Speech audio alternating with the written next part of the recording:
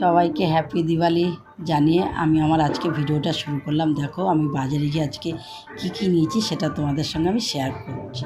চলো দেখে নাও। নিয়েছি দুটো কফি কাপ, হ্যাপি ভাইফোঁটা আর একটা স্মাইল। আর এই কাপটা আমাকে আমার বড় ছেলে সোনা বাবা কিনে দিল।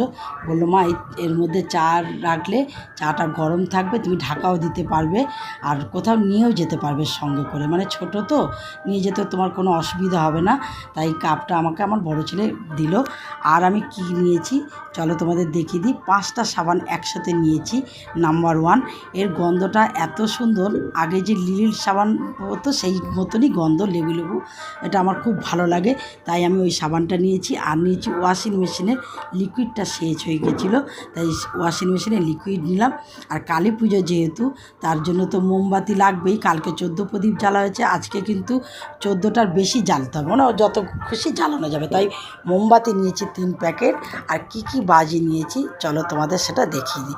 আমি বাজির নাম বলছি না, তোমরা দেখে নাও এগুলো কি বাজি আছে। তা আর দেখো তোমাদের আরেকটা কথা বলছি, এই বাজি ফাটানোর, এটা হচ্ছে গাছ বোম। এই বাজি যখন ফাটাবে বাচ্চাদের হাতে তোমরা যখন দেবে, লক্ষ্য রাখবে ওরা যেন আগুন থেকে দূরে থাকে, মানে খুব সাবধানে ওদের হাতে তোমরা দিও।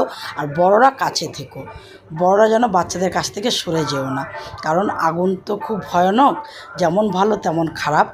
আর তোমাদের সবার ভালো কাটুক কালী পুজোটা, এটাই আমি কামনা করি।